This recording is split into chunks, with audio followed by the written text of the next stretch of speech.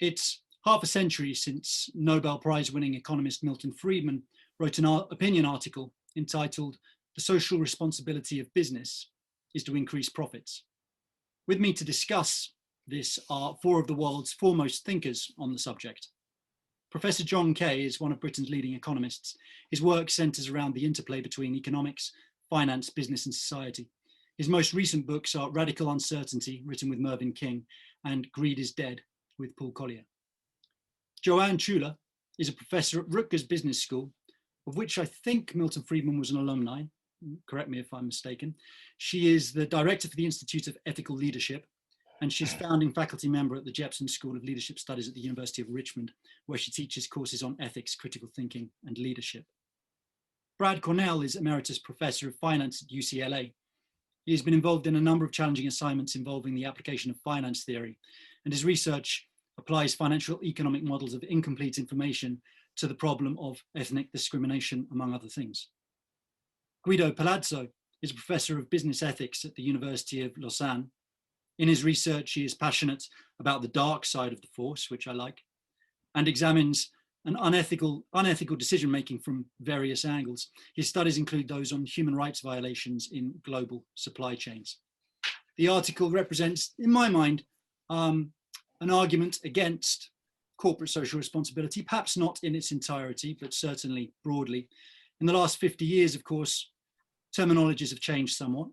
So CSR has been to some extent replaced by ESG, but I'd say that they're broadly similar enough. And what I hope to do is have a first principles debate so that we can get beneath these concepts and hopefully provide some form of bedrock for corporate executives to use in their ethical decision-making.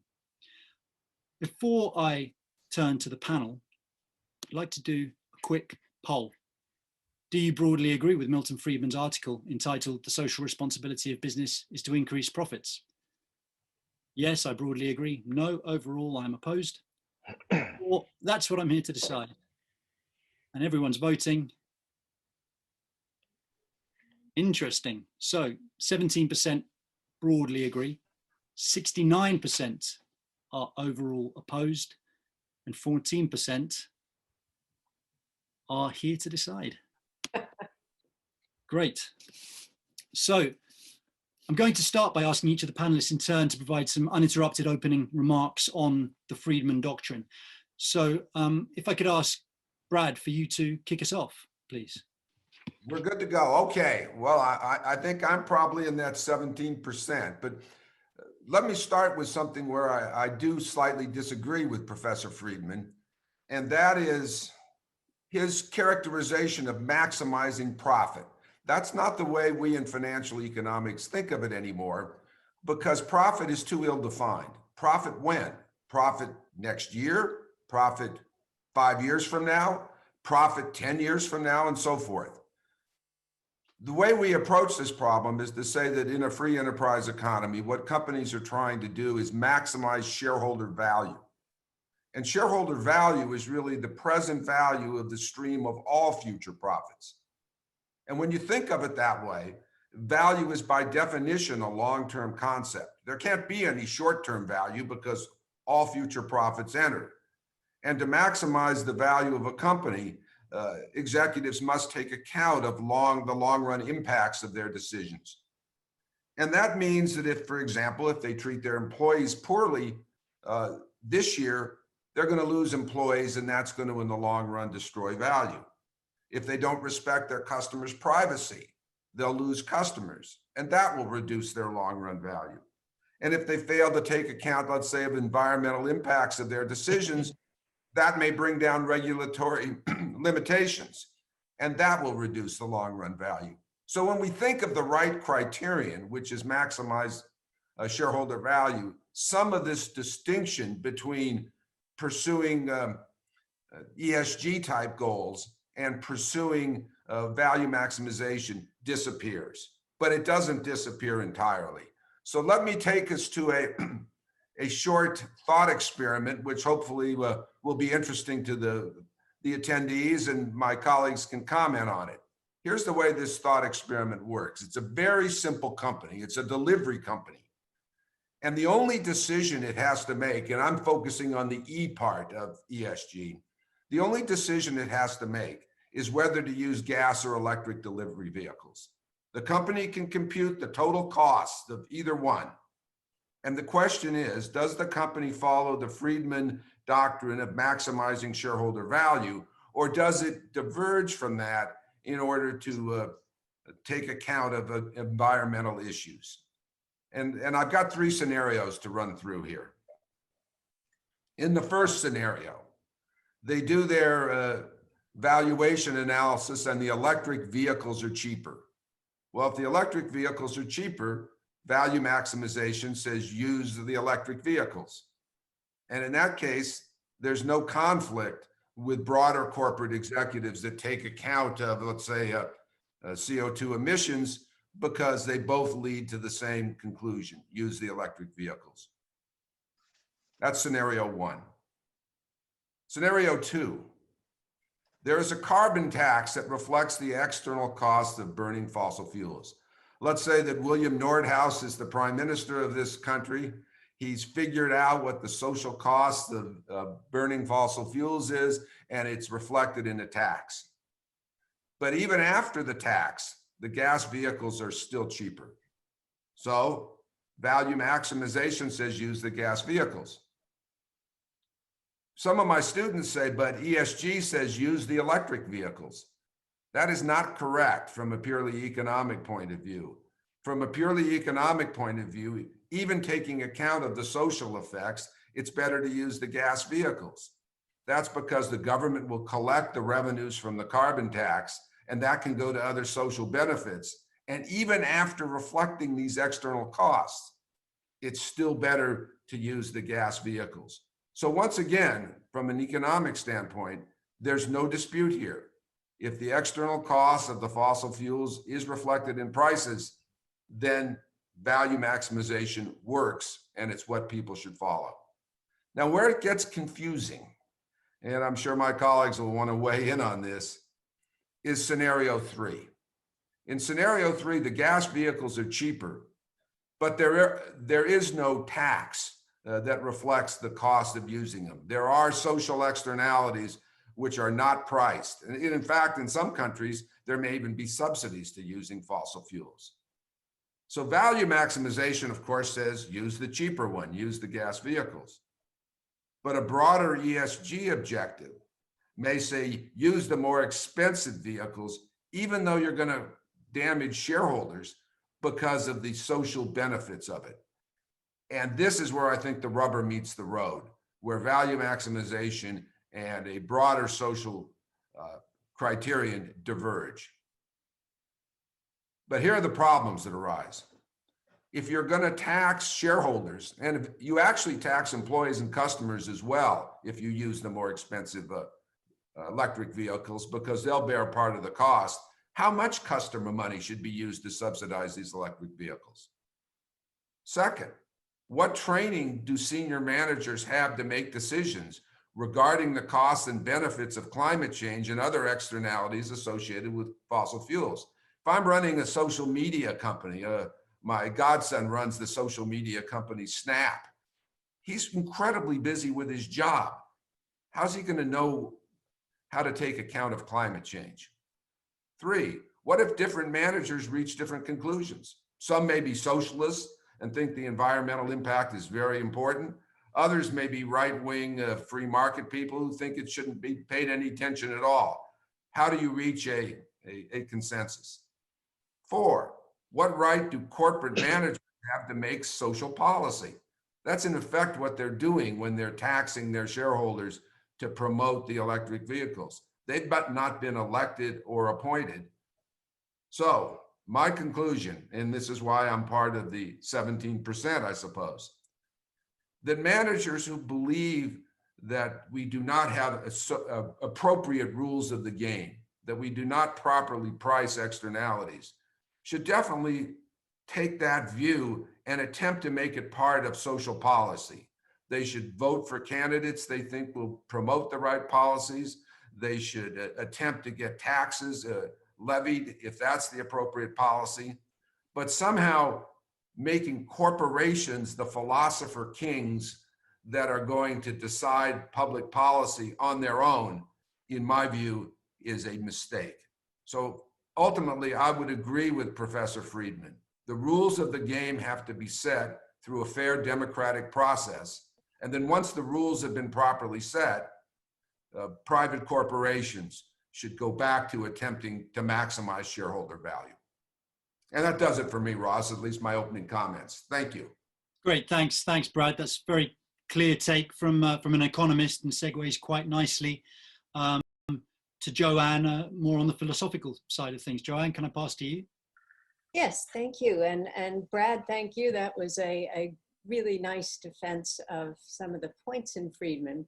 I'm a philosopher, so I'm going to look at it in a somewhat different way. I actually took Ross's question seriously and looked at the argument itself.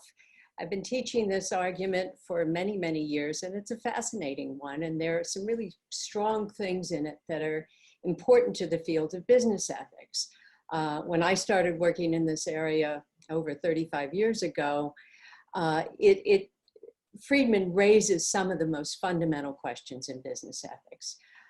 First of all, the question of what are the responsibilities of businesses? What kind of moral agency does a corporation have? Those were very important parts, especially in the early days of business ethics, to ask. The second thing that's interesting about this is the context of it. It's a newspaper article by a very brilliant economist, and I think there are some faults in it because it is a much more casual writing than probably the more sophisticated work in economics. We have to ask ourselves, to what extent is this a period piece? What does the historical context have to say about this kind of argument? And that, of course, is the other question of, is there something about the period of time that he was writing that made it a stronger argument than perhaps today? But the other great strength of the piece is it forces us to consider who ought to be responsible for what.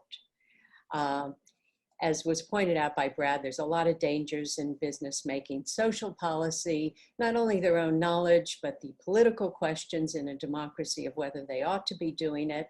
And I would add a third, somewhat economic consideration, that if businesses had social responsibilities, such as, let's say, running schools, that could be very dangerous, because what happens when the business goes out of business? We want our well-being of society to be contingent on government, because it is supposed to be something that goes on over time. And businesses, as we know, come and go. So I wouldn't want to rely on business to take care of the public good. And I think Friedman's exactly right about that. But the question is, as we go on, is Friedman's article always seems to assume a zero-sum game, that social responsibilities must always go against the interests of employers and profits. And he gives examples about, and I love, by the way, in today's world, I cannot imagine a business thinking that they can't raise their prices because it might contribute to inflation. Obviously, we think of inflation in a different way today, but it just strikes me as a strange argument. The second one he says is, imagine reducing pollution more than necessary. He seems to assume that if you do that in a business, it's going to have all sorts of bad effects, lowering wages, increasing prices, affecting consumers, lowering profits, affecting owners, and all sorts of horrible things will ensue. And his central notion is that you're spending other people's money. Well, it's kind of interesting to look at that, the idea of reducing pollution more than necessary, because in business ethics, there are several sort of classic cases about businesses that did exactly that. And Cummins' engine, by the way, that's one of the more famous old cases in business ethics. And what's compelling about that case is the fact that Cummins did reduce pollution more than necessary. And it turned out to be a competitive advantage because they had the foresight, the strategic foresight, to see that it would eventually come around, that there would be regulations, which really speaks to one of the points I think Brad was trying to make with his examples. So there are ways in which social responsibilities are related to corporate strategy. Now, the question is, does it always make them money? And of course, that I think is a tricky thing. People who have been doing research in business ethics for many years have tried to show that ethics pays, and we can't always show that. So that, of course, is a problem. I find it amusing that he mentions the GM crusade in this. I always found that a fascinating case. For those of you who aren't familiar with it, this was a crusade by Ralph Nader and Nader's Raiders.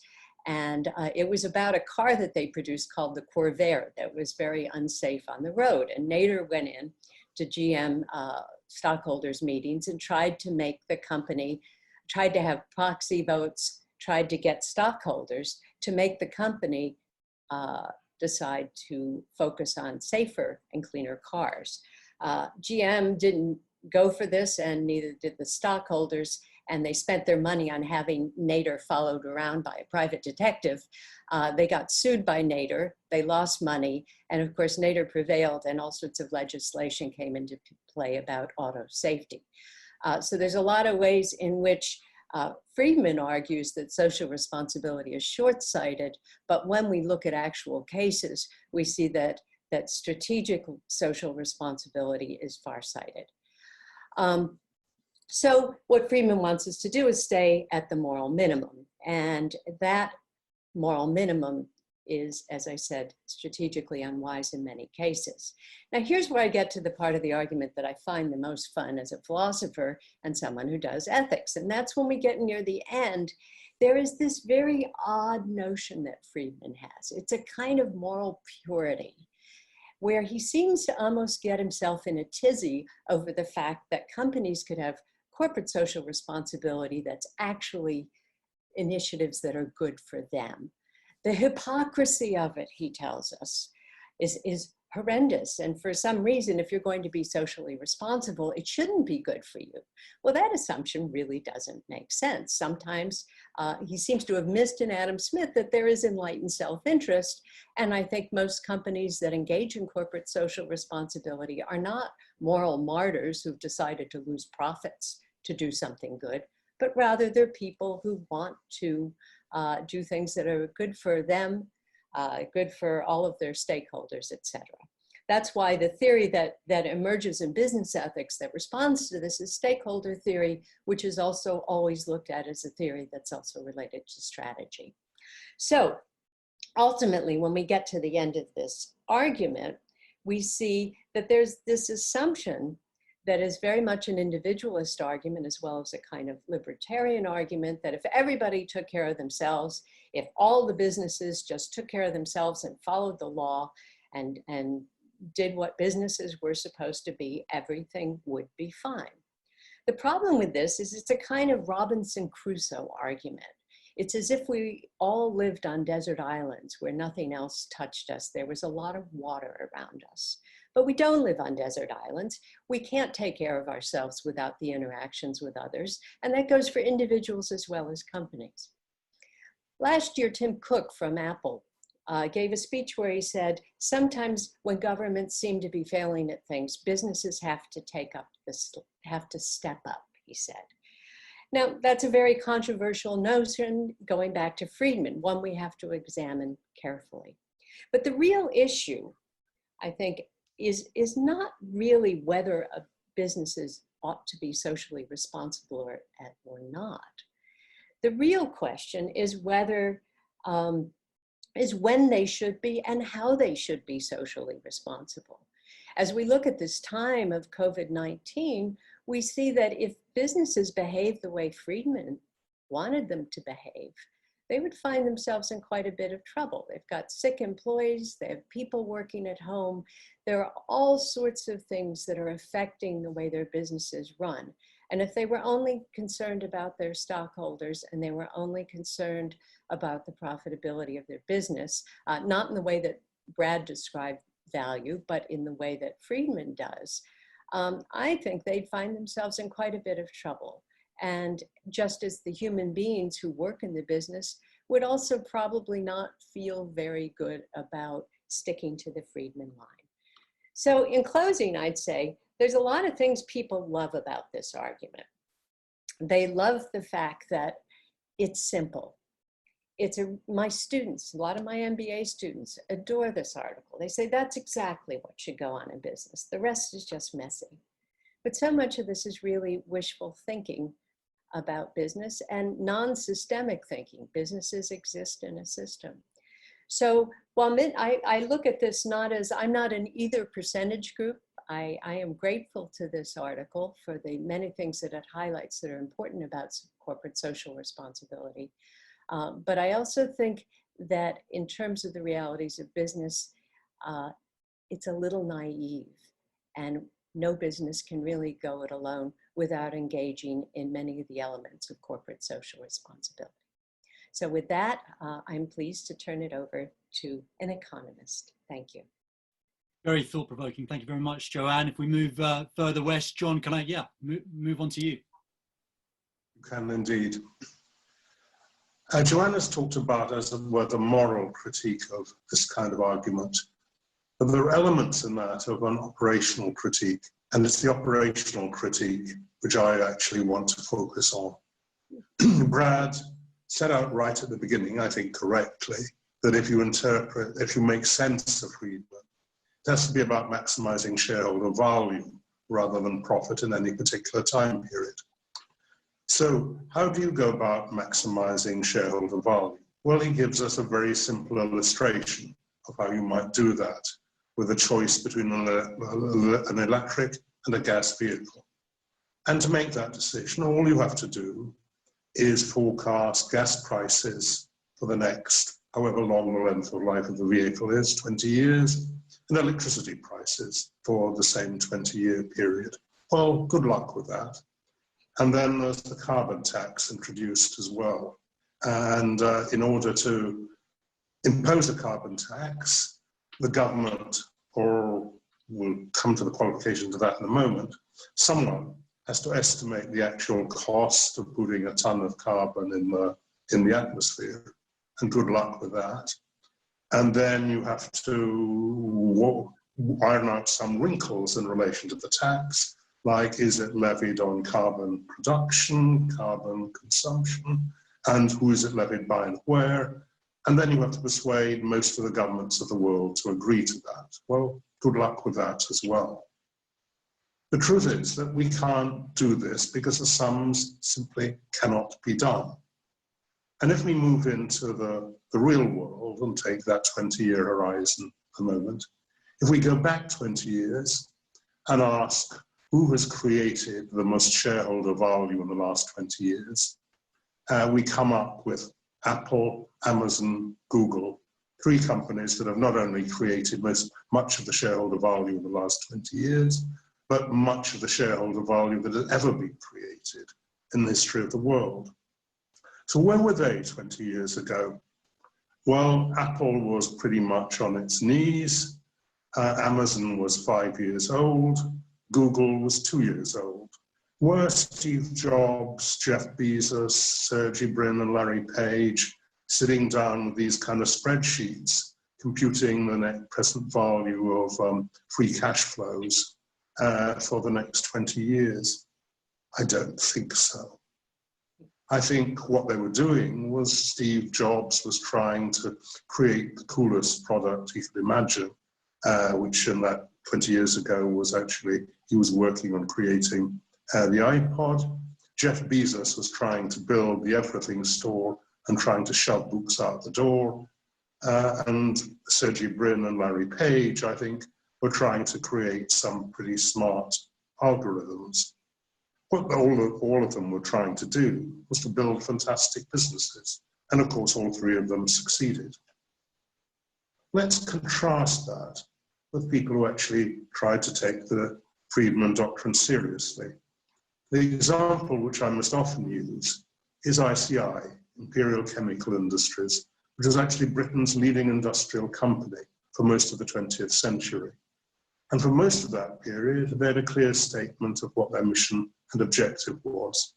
And that mission was described as the responsible application of chemistry and related science to business.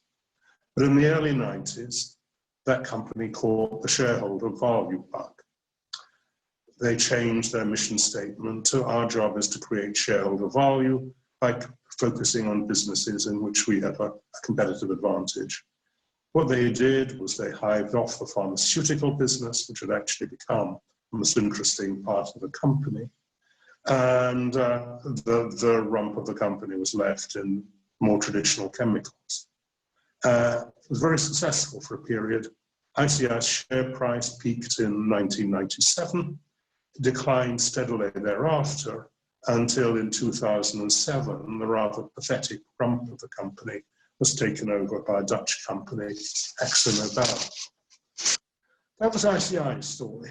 Another British story is of Marks and Spencer, which almost everyone around the world has heard of as the iconic British retailer of the 20th century.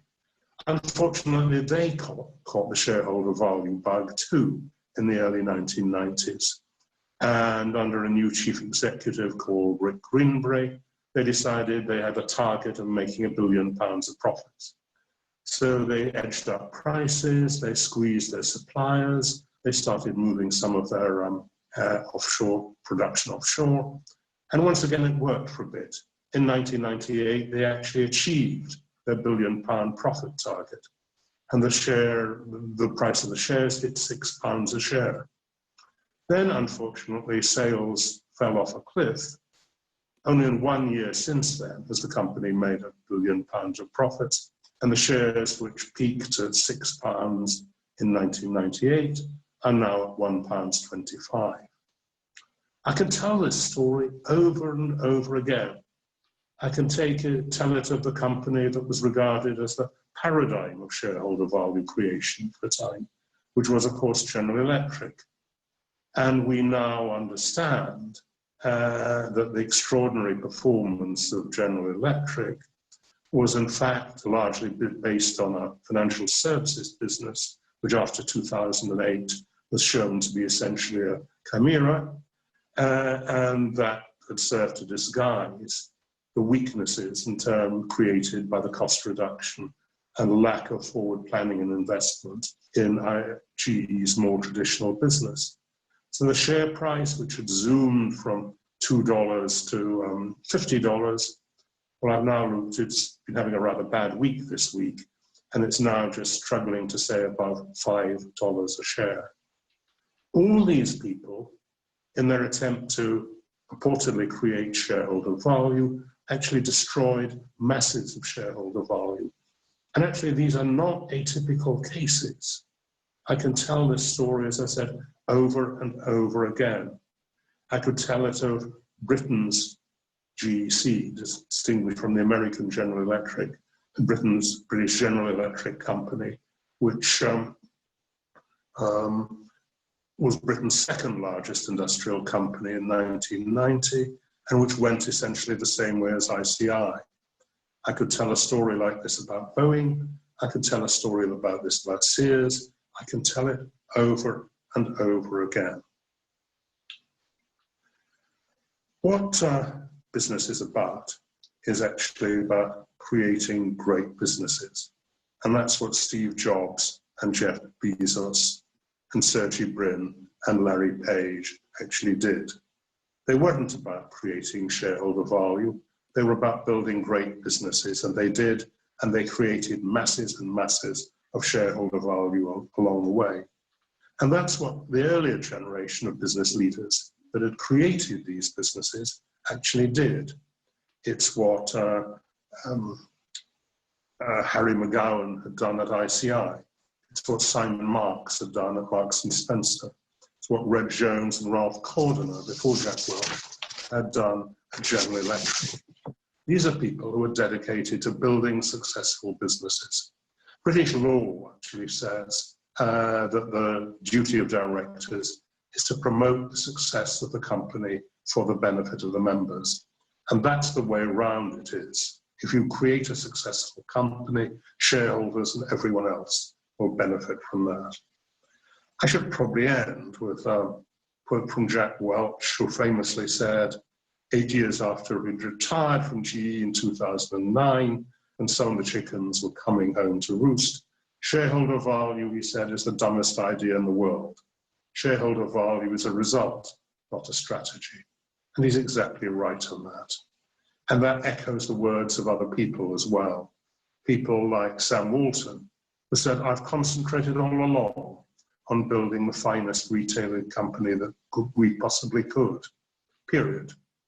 Creating a huge personal fortune has never been particularly a goal of mine. And of course, Jeff Bezos adopted the same approach that Sam Walton had adopted 40, 50 years earlier, with the same results, including, particularly in Bezos' case, creating a quite extraordinary personal fortune. Or to go back a bit further, you have George Merck, the chief executive of the Merck pharmaceutical business for many years, who said, medicine is for the people. It is not for the profits, he said. The profits follow. And if we have remembered that, they have never failed to appear.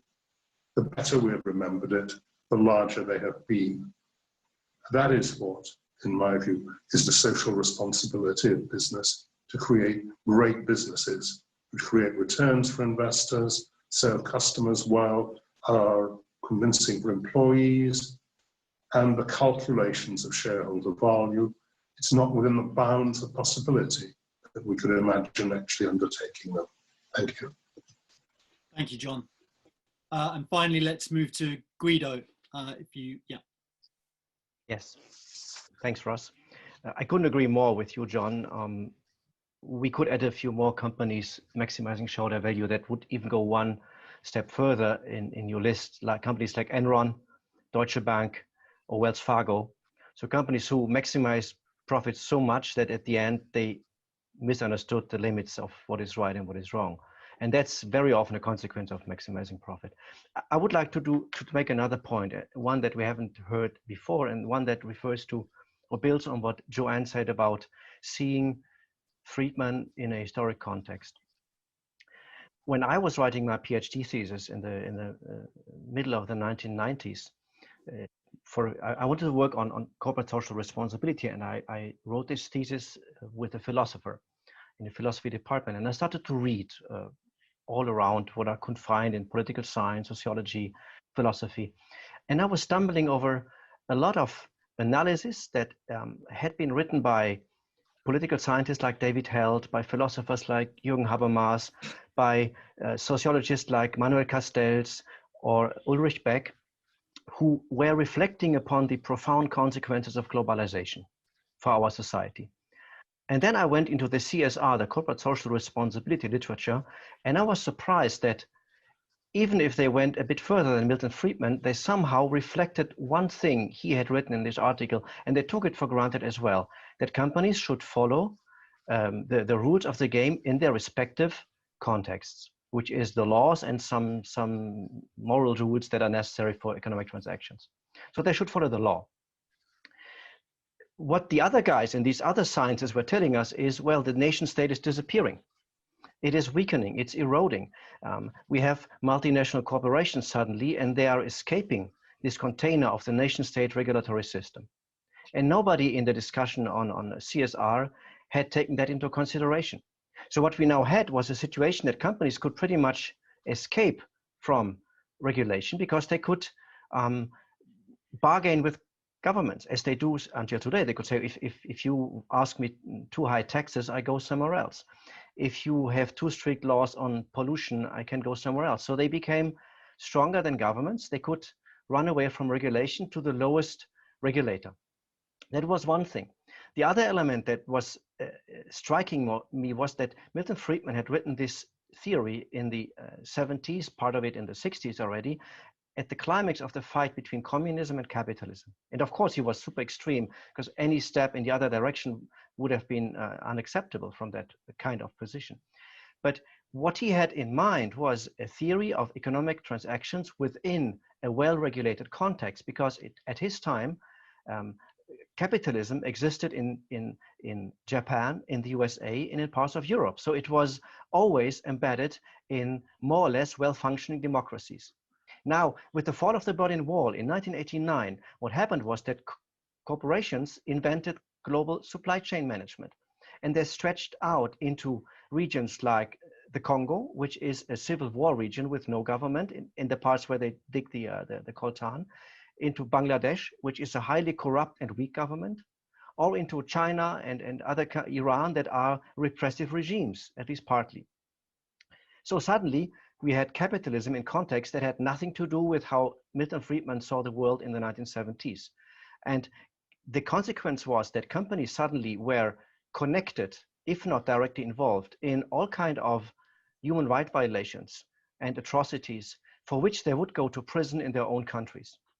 And there was no one to regulate them because there is no global regulator. There's just international law for governments, but not for private actors. So we moved into a kind of regulatory vacuum, which made this idea of Milton Friedman highly dysfunctional. That's point one. Point two, if you look into this article and you look at how he sees environmental issues, pollution, it's almost funny. It's a bit of pollution in the river. So, and if the government wants to regulate that for everyone to create a level playing field, then they should make a law and then the pollution disappears.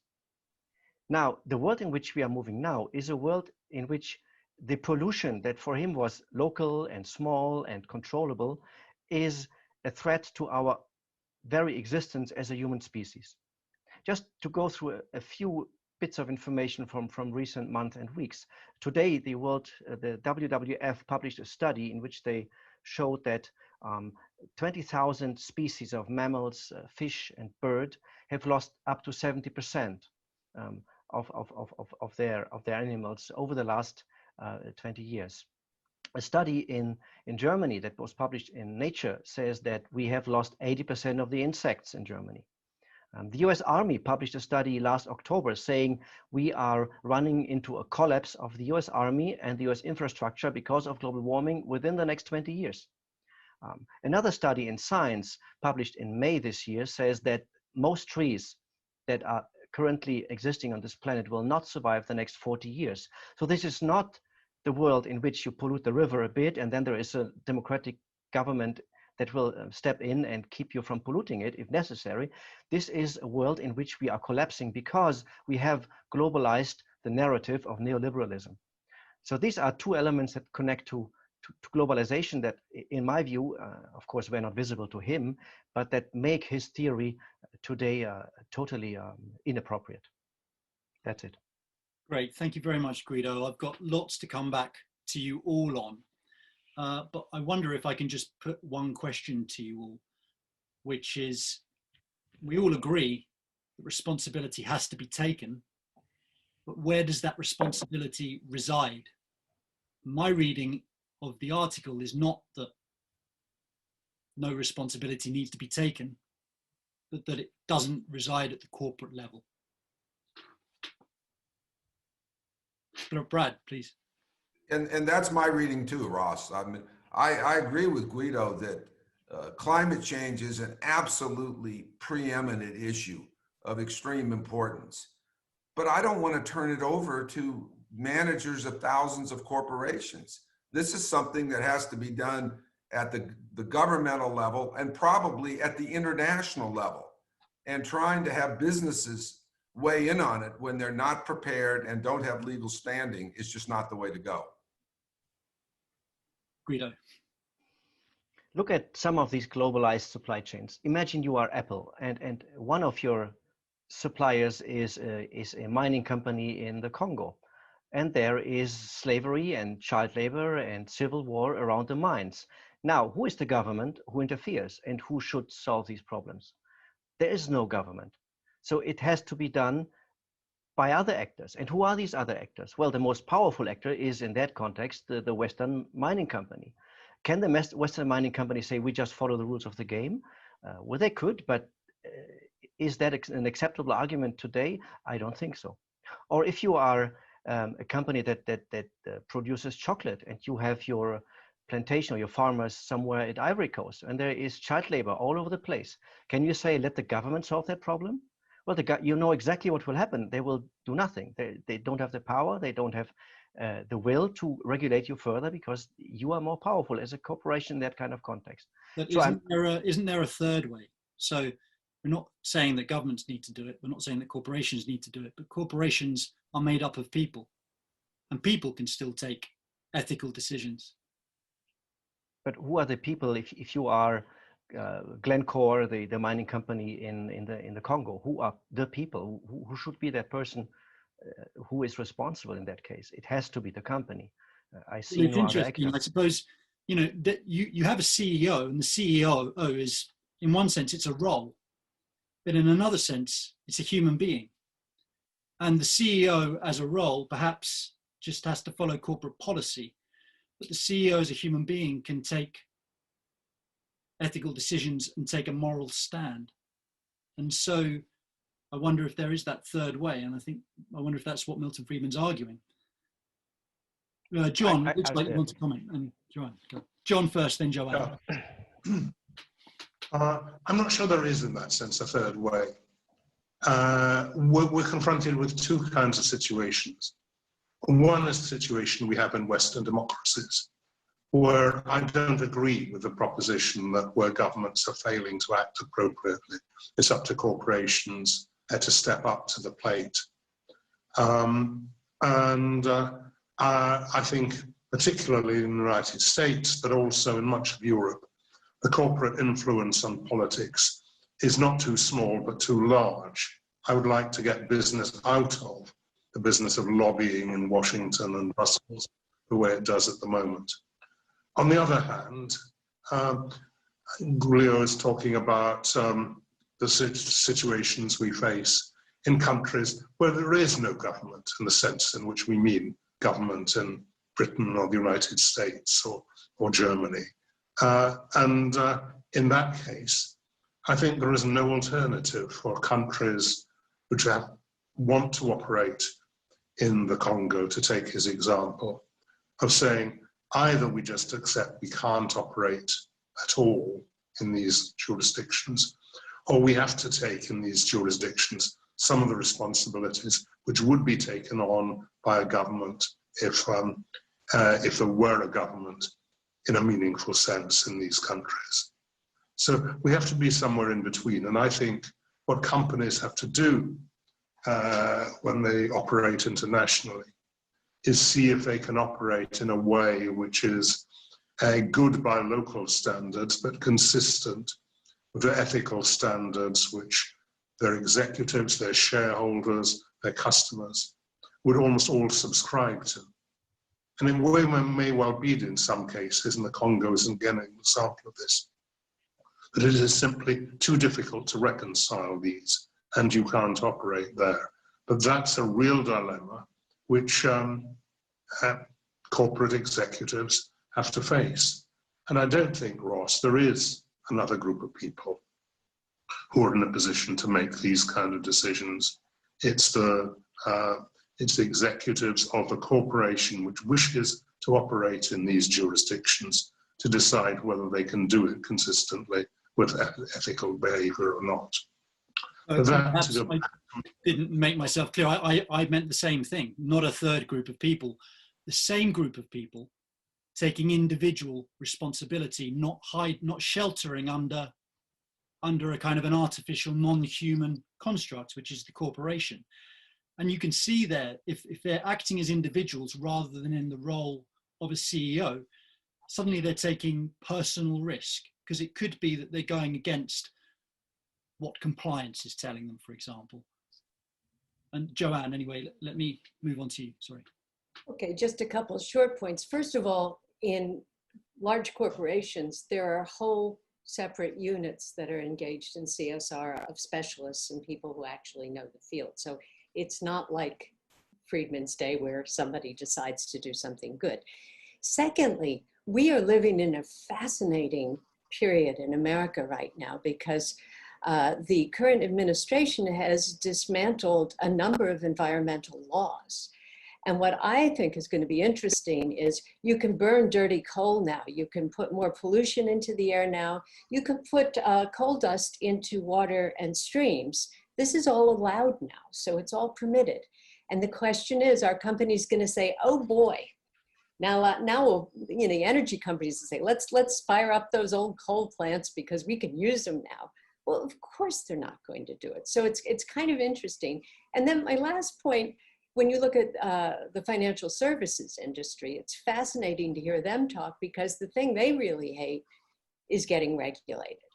And I think most businesses don't like being regulated by the government. And I know in financial services, they often say, well, look, we've got to take care of this on our own, or the government's going to step in and regulate us. So there's a way, again, in which businesses can think about this that requires them to do things on their own speed and their own time within industries without waiting for the government to step in. And some find that highly preferable. Joanne, let me stay with you for a moment.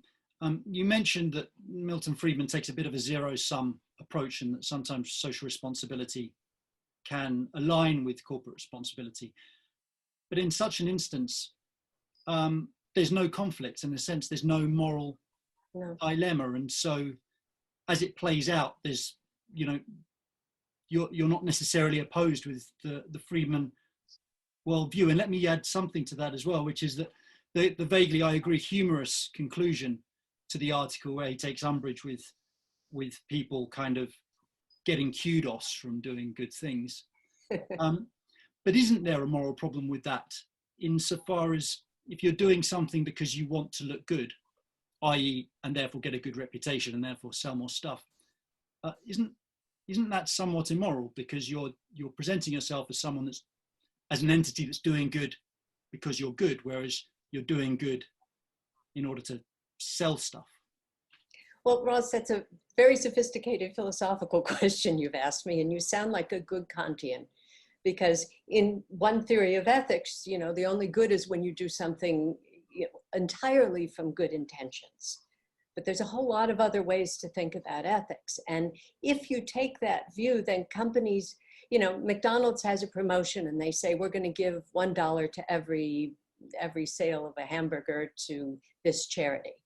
Well, they're doing it to promote their hamburgers, certainly, but they're still giving the money to charity, Ross. And if we preclude that kind of moral action, then you're just saying, oh, don't give the money to charity because it benefits McDonald's. Where's the logic in that, in terms of how companies operate? So yeah, you may hold your nose a little and say, you know, it kind of stinks. And I agree with that. But and everybody nowadays knows the game. They know that companies often do promotions and they give to charity, and they know that it benefits them in PR in terms of customers. It's easier to recruit bright young people to companies that behave this way. So there's a whole lot of reasons why you do it, but it doesn't make it unethical, and it doesn't undercut the fact that you're actually helping people. So that argument pops up all the time in business ethics, and I have to say, I have to take the utilitarian approach and say, well, do people actually benefit from it? And if the answer is yes, then it's probably okay. The trouble with that, and I find this particularly with ESG rather than CSR, is that it's ESG is full of kind of performative contradictions because of this, because people are able to, I keep saying people, corporations are able to wallow in the reflective glory of making moralistic statements and doing moralistic acts, but without actually living it, or without actually doing a proper, you know, cost-benefit analysis of such overtly charitable actions, which in a complex world can very often backfire. And if this is a project that we're undertaking at colossal scale, then I just think that a little bit more thought rather than just, you know, reputational gloss needs to come into it. John, is that your hand? It is. There's a substantial issue here, I think, which is that I agree that a lot of what is called CSR or ESG is essentially performative. And the classic illustration of that for me was I remember giving a talk about what happened at ICI in 2006, just before ICI finally disappeared. And I got a follow-up a few days later in the form of a letter from the Vice President for Corporate Social Responsibility at ICI. And to paraphrase, the letter said, we might have screwed up the business, but we did a great job on corporate social responsibility. And including the brochure, which we've all seen on corporate social responsibility as it was then in this corporation, printed on recycled paper with pictures of happy minority and diverse groups, some of them in wheelchairs. And I thought, you are so far from getting what the real corporate social responsibility of business is, which is to produce goods and services that people want. It is to give satisfying employment to the people who work there. It is to generate returns for investment. That's what the social responsibility of business is about. It is not to subvert democratic governments, either because in order to promote corporate interests or in order to remedy what they believe to be the deficiencies of democratic government. It's about running good businesses. And that's what we need to focus on. And that's my understanding of social responsibility in business. One response to that is that part of what we are arguing, and your example, Ross, is yes, when CSR or anything else is done badly, it's done badly, but that doesn't mean you throw it all out. And so, yeah, you've got to do it right. It has to be all of those things. I totally agree with you, John. It has to do all of those things, and it has to be done thoughtfully. Yeah, some people do it badly, some people do it in a phony way, but that doesn't mean you throw it all out. Right. Yeah, I wanted to stress too the point that much of value creation in business is about relationships. Like John mentioned Amazon. Well, I have a relationship with Amazon. I buy products from them all the time. They deliver them on time. If the product is shoddy, they take it back. They make useful recommendations to me. So that much of business value creation is in properly managing your relationships with people. So there really isn't, in many situations, a conflict. If Amazon refused to take back a shoddy product, I wouldn't order the next one. If Facebook doesn't protect my privacy, I'll log off. So value creation needs to be thought of in a broad context that includes human relationships. I just keep coming back to this idea of, look, whose head's on the block? You know, we're only 10 years out of a global financial crisis. And one way of viewing that was that it was a result of collective responsibility. And one way of looking at that is that collective responsibility clearly means no responsibility, because I'm not aware of many people that, you know, were sent to prison, for example, over the global financial crisis. And so is that not a warning, at least, that perhaps we need to be clearer on where responsibility resides? I'm sorry to ask kind of the same question again, but Guido, go. But there are two answers. First, I agree partially, because since years I say, in the very moment where managers of multinational corporations will go to prison because they have slaves in their supply chain, slavery will stop in their supply chain. That's one point. So we have to hold managers responsible. On the other side, we give corporations all kinds of rights. And why shouldn't we give them duties as well? And in a globalized world, these duties extend over their duties in a well-regulated context. If you give this responsibility to people, companies can escape the responsibility. And you put these people inside the companies, maybe in a situation where they have to manage contradictory things. And that is not possible. So it has, and as society, anyway, we do this already. We assign to corporations the responsibility to keep their supply chains clean. We do this already, and companies react to the pressure from civil society. So what we see right now is a changing context of how we assign legitimacy to organizations.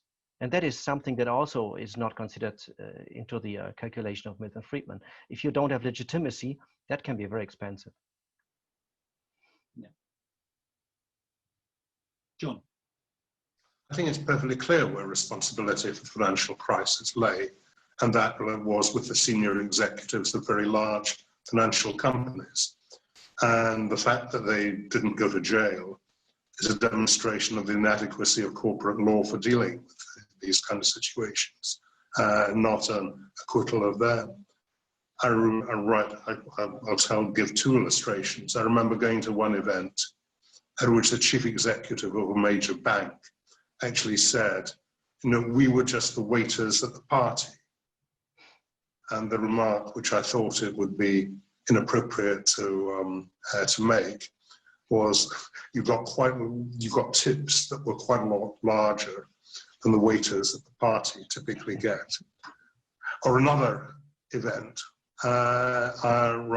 this was another senior executive of a bank saying to me, gosh, the regulator should have stopped us from doing that. And I thought, what? Responsibility for proper conduct, for social responsibility, lies with senior executives of corporations. There shouldn't be any doubt about that. And I think we have, unfortunately, in the financial sector has been the extreme example of this, got into a frame of mind in which if the corporations write very large checks in settlements, that's somehow reckoned to absolve both the corporation and, more importantly, the individuals in the corporation from further responsibility for what they've done. I think we need to stop that. John, you went into some detail in your opening remarks about the detrimental effect of perhaps a fixation with profit maximization that's had on some notably large companies. I'm not sure, though, that that's entirely in conflict with Friedman, insofar as you can have a goal and you can have a strategy, and they're different things. And your strategy may be excellent customer service, but if your goal is excellent customer service, then pretty soon the business is no longer sustainable in the literal sense. And in that sense, Milton Friedman's very simple focus on profits means that, well, a very unsophisticated view of it, just if you're going headlong towards profits, yes, you'll run a business into the ground. But if you view that as a goal, and then you have a sophisticated corporate strategy to get there, then they're not necessarily incompatible. No, I think that's right, Ross. But let's remember how the Friedman doctrine actually went. And we ought to understand that the Friedman doctrine was actually part of what was essentially a concerted campaign in the 1970s and early 80s to create a different frame of reference for thinking about corporations. It goes along with the famous Lewis Powell memorandum in 1971, which links back to the remarks you made earlier about Nader and the attack on corporations. The Friedman doctrine goes into the notorious Jensen-Meckling article in 1976, which talks about the need to align the incentives of corporate executives with those of shareholders, and which provides the basis for the widespread use of stock options and both explosive growth in shareholder remuneration and the preoccupation with share prices on the part of senior executives. Now, I made in response to Brad the point that it's very difficult to work out whether you're creating shareholder value or not. That, if you believe seriously in the efficient market hypothesis, as many economists and most economists at the time do and did, then you don't have to worry about that calculation because the market is doing it for you. The stock price at the moment is the best estimate that could be made of the long-term shareholder value that you created. So taking that set of arguments together, that was the basis for focusing management attention on what happened to stock prices. And that was what was behind the whole series of corporate failures and disasters which I described. So although it's absolutely right to say that a sophisticated interpretation of the Friedman doctrine takes you into maximizing shareholder value, an over-sophisticated application of the Friedman doctrine takes you back to saying this is about getting the stock price up. And what happened in the next 20, 30 years was corporate executives did focus on getting the stock price up, which for short periods they did. I described how Welch did, I described how Greenbury did, I described how ICI did. We saw that playbook being played over and over again, always with in the same way. You get this short-term sugar rush because there are things that you can do that make the business look better in the short run. And they don't, mostly they don't, certainly they don't always, and they don't often work out well in the long run. Well, the way I would respond to John, in my view, maximizing shareholder value is a little bit like going to sleep. If you're having trouble sleeping, the solution is not to lie in bed and say, I'm going to figure out how to sleep. It's to do something else. And I think John is right. What companies need to do is think about making their business as effective as possible. Warren Buffett has often said, you create a great business by watching what's going on the field, not keeping your eye on the scoreboard. Because the market may get things right, may get things wrong. You really shouldn't pay attention. You should do what Jeff Bezos does. And I think what John agreed to is do what you have to do to make a great business. And eventually, a relatively efficient market will recognize you if you're successful in that effort. Guido. I just want to highlight a point that I made already. I think efficiency is not the only issue for companies, and markets are not the only criterion they have to take into consideration when they make decisions, because they have to be perceived as legitimate. If they are not perceived as legitimate, they will run into all kinds of limitations of what they can do. Just look at the tobacco industry. Their legitimacy is perceived as very, very low. And in return for that, they are limited in what they can do by a lot of laws that other industries do not have. A lack of legitimacy makes you less efficient, creates costs. And that is a purely ethical thing. It's how you are perceived in how you do things. Is it perceived as appropriate or not? So this is something, if you don't keep it in mind when you make decisions, you create, paradoxically, profit problems. So you have to manage efficiency, profit, but also legitimacy. Just want to raise one. Oh, so go ahead, John. Well, I think Guido's made a very important point there, which is what has happened, and it's to some degree directly attributable to the Friedman doctrine, is to undermine the legitimacy of business in the eyes of the public. We have this paradox at the moment that Google and Facebook each have 2 billion customers each. That's more than anyone has imagined any business having in the history of the world. And yet I can read every day an article slagging off Google and Facebook. We're in this world where we love the products, but we hate the producers. And there's something very wrong with that. And what business ought to be saying is not the social responsibility of a business is to maximize its profits. It's saying the social responsibility of business is to make the contribution which business can make to the community, which is producing goods and services that people want. It's providing good returns to investors. It's providing satisfying employment for the people who work there. It's making a proper contribution through corporate taxation to the other activities of the community. That's what responsible business, in my book, is about and for. Right. And business has presented a description of itself.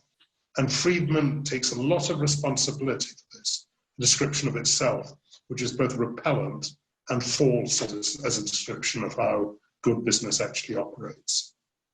I could make an entirely opposite argument for the deterioration of trust in businesses, though, which is that rather than kind of a focus on profits, I think you'll find that most of these large Silicon Valley tech giants are very much focused on their social responsibility, certainly in their outward pronouncements. I mean, I think Google when it listed its corporate motto as do no evil. And these places are full of what they call social justice warriors these days. It's deep within their culture to take social responsibility very seriously, and yet trust in these organizations is falling and falling. And so you could take the opposite view and say that people just don't buy it. And they just don't see a real world link between what these companies say and what they do. John, if you could just come back, and then Joanne. Yeah, and that's not very surprising. One of the most incredible things happening at the moment is, I don't know whether anyone on this Zoom has followed the case of, it's a class action led by Arkansas teachers against Goldman Sachs. And the basis of the class action is that Goldman Sachs' ethics statement said, and still does say, our clients' interests always come first. Now, the case being brought by Arkansas teachers and others is that essentially they were misled by this statement into thinking this was a respectable company which would be a rewarding investment for Arkansas teachers and others. The defense which is being put up to this, and don't get me wrong, it's the defense, is to say that actually is to provide a list of over 30 occasions on which conflicts of interest within Goldman Sachs were reported adversely in the papers. It's the defense which is producing this list of things in order to argue that the revelations that Goldman Sachs did not follow its ethics statement was well-known public information, that market participants didn't take the statement seriously. And it's what is in legal terms called a mere puff. And the US Chamber of Commerce has actually weighed in with an amicus curiae brief in defense of Goldman Sachs, which says all companies make statements like integrity and honesty are at the heart of our business. And they say this actually almost defies belief, that if the case against Goldman were to succeed, companies would in future make these statements at their peril. Well, they should make them at their peril. They should make them at their peril. And the way of dealing with it is not to say that these things are mere puffs, like Red Bull gives you wings, or Heineken refreshes the parts other beers cannot reach, which is what they are claiming. It is to say that these statements ought to be true about the business, and people ought not to make them if they're not true. And if they're not true, they probably ought not to be in business very long. But that's what I mean by saying business has presented itself as being both repellent and false. And that's why people do not want business near their hospitals, their schools, and indeed their water supply and their electricity. So you see, Joanne, inflation is a problem. Sorry? Inflation is a problem, just a different kind. Joanne, did you want to make a comment?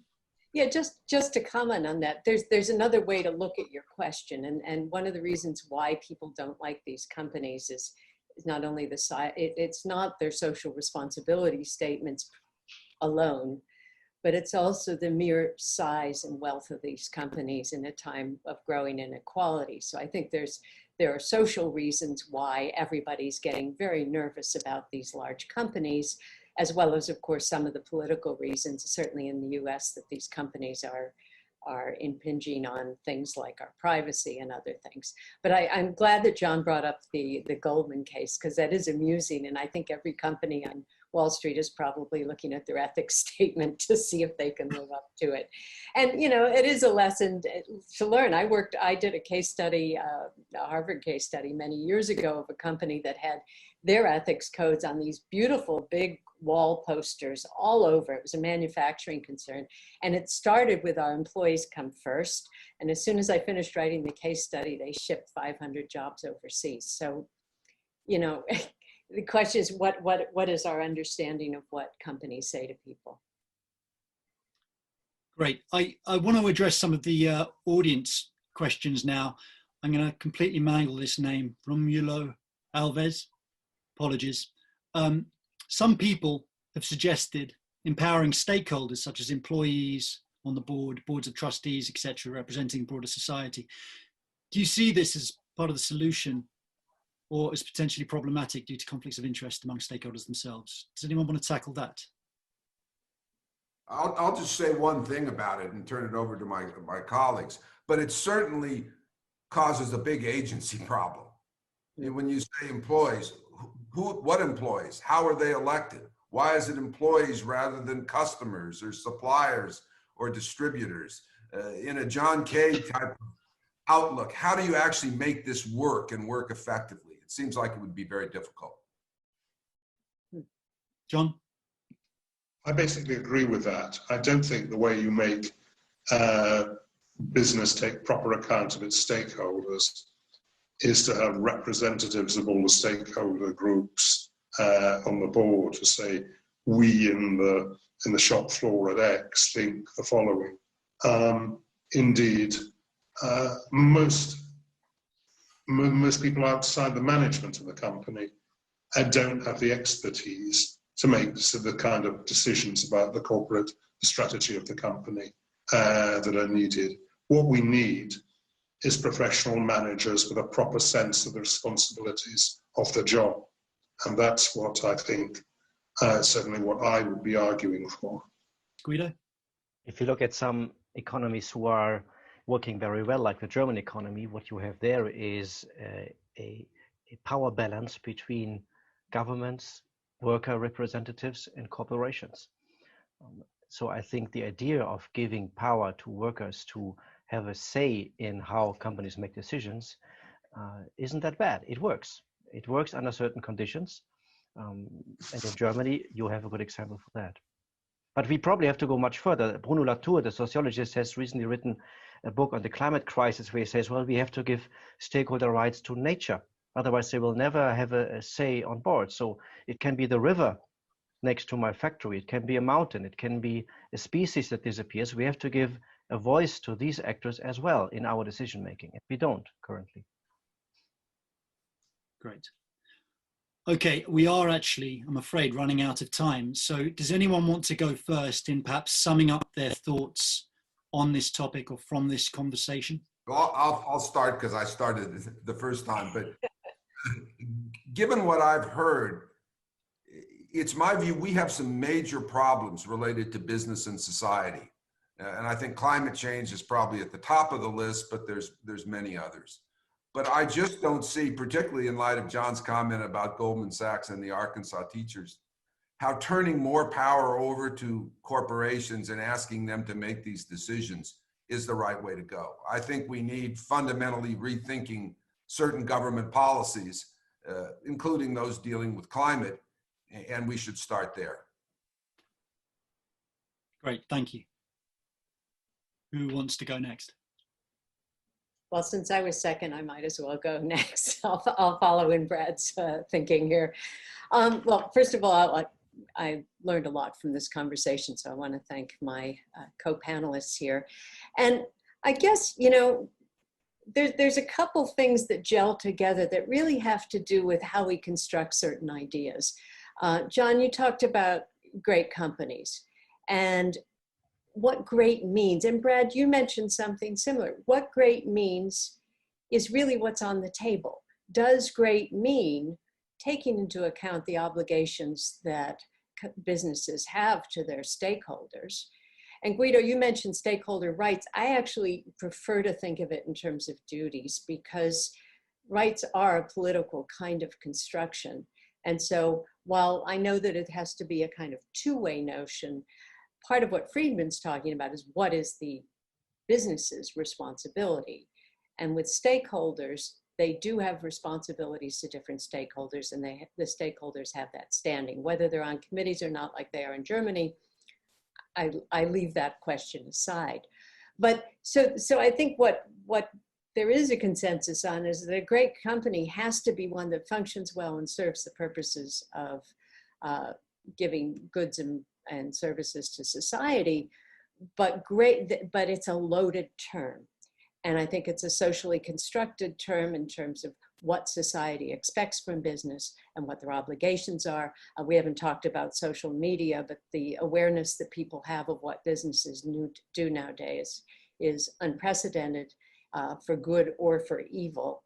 And so I think you can't be a socially responsible business unless you're in business. That's one thing.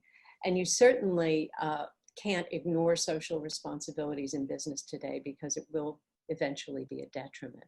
So I think that in terms of Milton Friedman, I still admire some of the questions he's put on the table that I think are serious and that we've touched on here. But I don't think many companies can afford to follow his advice in today's world. John? I think Guido has taken the German case, which is particularly interesting because Article 14 of the German Basic Law, which is effectively the constitution of the Federal Republic of Germany, says that property confers obligations and must be used for the public weal. And interestingly, that means as far as Germany is concerned, Friedman's article fails at the first hurdle because his very first paragraph is a comprehensive denial of that. One of the problems we have is that much of this debate has been conducted. It hasn't been true this evening, but it is if you read it in both the academic and the popular literature. Much of this debate is conducted as if the only country in the world was the United States of America, and it's not. And Guido? Maybe I finish by saying what I always say to my MBA students, and some of them are here listening to us, so they will hear it again. You have to imagine this neoliberal ideology as a narrative, very similar to the narrative of the ancient Greek when they believed in the gods on some hills or whatever. It's a narrative that is, for a certain moment in time in history, believed by many people. But it is not more based on facts than the story of the gods in the ancient Greek mythology. It says that markets regulate themselves. It says that markets are creating welfare for everyone. It says that we are rational, egoistic actors. It says that governments are bad. It's all kind of beliefs that are put together into one narrative, and it's a myth. It's a fairy tale, and we need a new one. I'm not saying it's worse than other fairy tales. It's just one that we need to replace because it is running out of steam right now. Great, thank you. I wasn't going to, but maybe I'll allow myself a brief comment as well. Well, first of all, it's been absolutely fascinating. And I also have learned a huge amount in the last hour. Thank you so much. But I guess on that last point, I would say that, you know, we do tell ourselves stories. And one story we've been telling ourselves for at least 2,000 years, if not longer, is that the entity that navigates the moral landscape that is, you know, the world, is the individual. And the individual was the hero of the Bible and the protagonist of the ancient Greek mythologies, all the way up to about 30 years ago when it became the collective, or maybe 100 years ago. And so perhaps narratives do evolve. Perhaps they need to evolve, particularly since the world's changed so much. Thank you so much, everyone. It's been absolutely fascinating. I feel like we need to do a follow-up, and perhaps we shouldn't wait 50 years. But it would be great to do it in person at some point as well.